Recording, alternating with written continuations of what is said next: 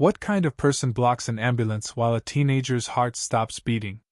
Let me tell you about the night my world almost shattered, when my daughter's life hung by a thread, and a nosy neighbor decided her precious rules mattered more than a child's survival.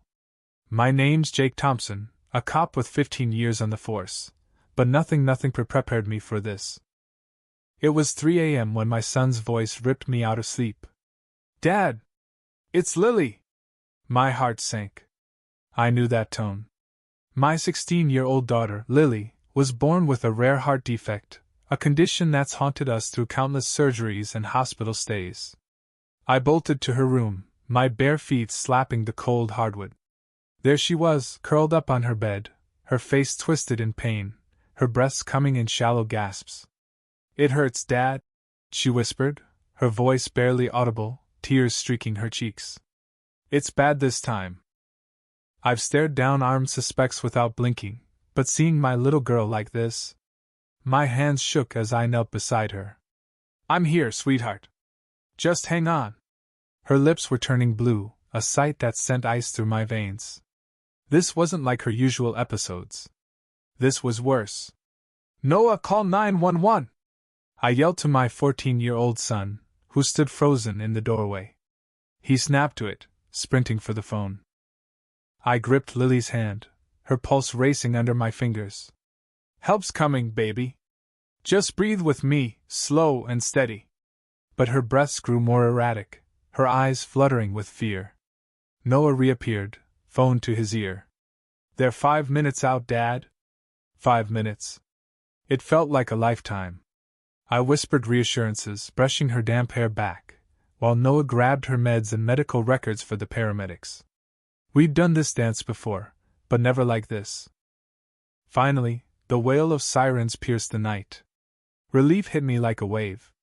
"Hear that, Lily? They're here." But then the sirens stopped not at our house, but somewhere down the street. My stomach dropped. "Noah, go see what's going on," I said, fighting to keep my voice calm. He darted out, and moments later he was back, his face pale. "Dad, Mrs. Callahan's blocking the ambulance at the cul-de-sac entrance. She's yelling at the driver." Rage surged through me. Sandra Callahan, our HOA president, the self-proclaimed queen of the neighborhood, had been a thorn in our side since we moved in 6 months ago. "Stay with your sister," I told Noah, squeezing his shoulder. "Call if anything changes." I tore outside in my pajama pants, no shoes, the pavement biting my feet as I sprinted toward the cul-de-sac. There it was, the ambulance, lights flashing, siren off, stuck at the entrance. And standing in front of it, arms crossed over her floral robe, was Sandra, her gray hair tucked under a silk scarf, gesturing like she owned the street. "This is unacceptable," she snapped at the paramedic, a young woman who'd stepped out of the vehicle. "Our bylaws prohibit sirens before 7 a.m. You're waking the entire neighborhood." "Ma'am, we have a cardiac emergency," the paramedic pleaded.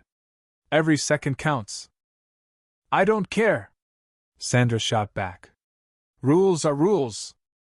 "Move, Sandra!" I roared, my voice cutting through the night. "That ambulance is for my daughter." She turned, her eyes widening at my disheveled state, but her posture stayed rigid. "Officer Thompson, I understand you're upset, but the HOA has standards. I've had complaints about the noise." "My daughter is dying." I stepped closer, my voice low and lethal. "She's having a cardiac episode. Move, or I'll arrest you myself." Something in my glare finally broke through. She stepped aside with a huff. "This will be addressed at the next meeting," she warned, but I was already waving the paramedic through. "Hurry!" I barked. The ambulance roared past, Sandra muttering about 24-hour notice for emergencies, as I sprinted back home. The paramedics were already in Lily's room when I got there, strapping her to a stretcher, an oxygen mask over her pale face. "BP's dropping," one said. "We need to move." The female paramedic I'd seen outside met my eyes. "Sir, she's going into cardiac arrest. We're taking her to St. Mary's now." The words hit like a punch. Cardiac arrest. My little girl. I'm coming with you, I said, grabbing my keys, but she stopped me. Meet us there. We need room to work. Numb, I nodded, watching them wheel Lily out. Noah clung to me, tears streaming down his face. Is she gonna be okay, Dad? I hugged him tight. The doctors will do everything they can. Call Aunt Laura to pick you up, lock the house, and wait for her. I'll call from the hospital.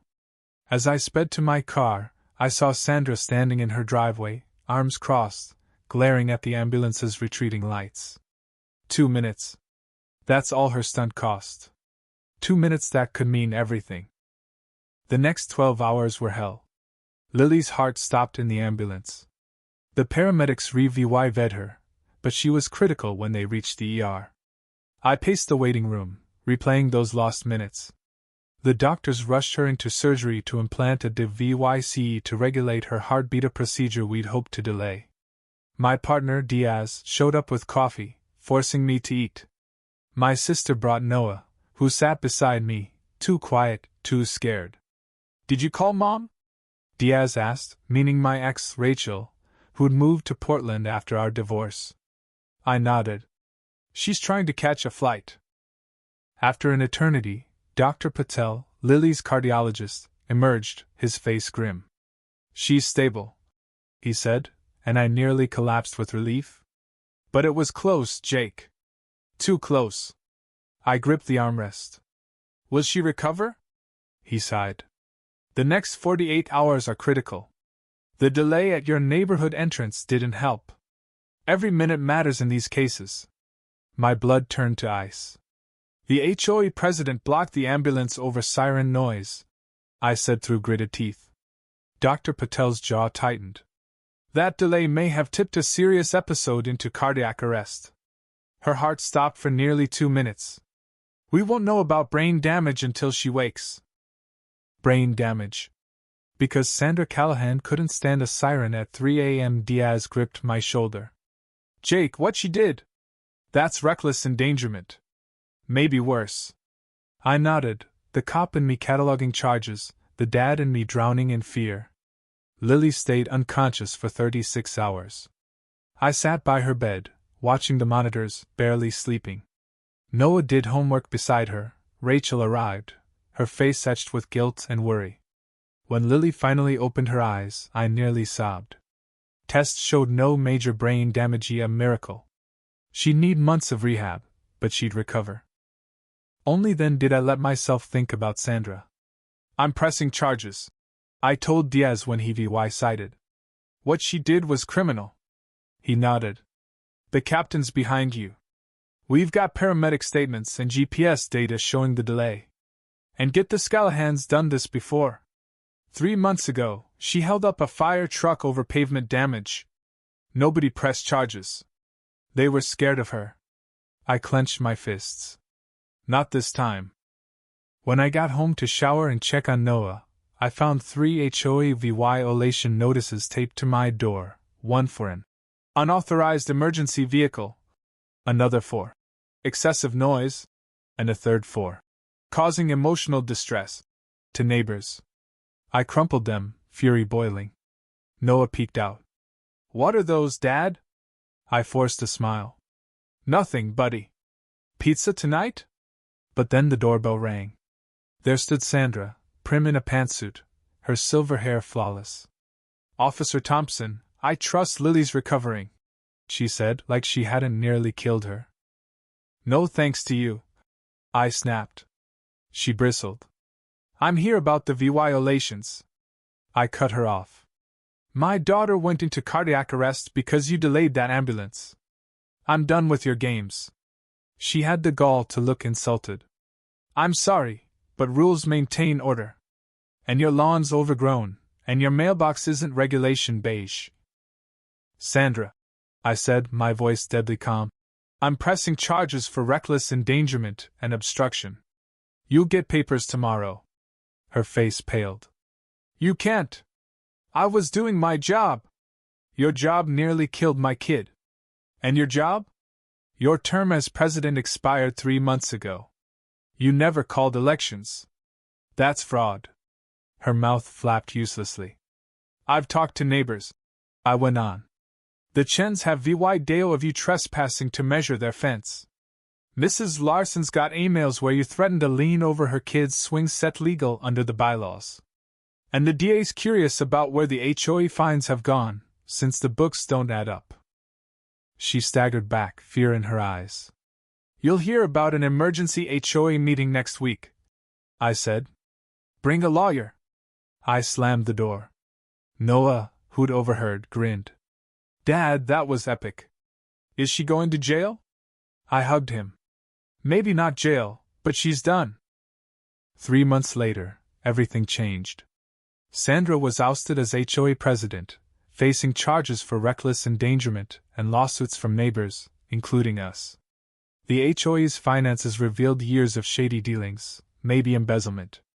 Lily came home, her new DVYC working, her recovery slow but steady. Neighbors rallied, bringing food, DRIVYing her to appointments, even mowing our lawn. The new HOA, led by Mrs. Larson, scrapped the absurd rules. Emergency vehicles got priority, no questions asked. Sandra sold her house and fled to her son's place in Texas, dodging the fallout. The DA was pushing for a con-VY tie-in, though her age might mean no jail time. One night, Lily and I sat on our porch swing against old rules, fine now. She leaned against me. Dad, I'm glad something good came from this. The neighborhood's so much better. I hugged her, grateful she was here. A silver lining to a hell of a storm, I said. She smiled, her eyes bright despite her pale face. You know Sandra's biggest mistake? She didn't realize when you mess with a cop's kid, you get the whole damn precinct. I laughed, pulling her close. Damn right. A new family moved into Sandra's old house. I welcomed them, invited them to the block party. No notices, no threats, just neighbors being neighbors. As the sun set, I watched their MOVYing van and thought, sometimes, justice hits just right.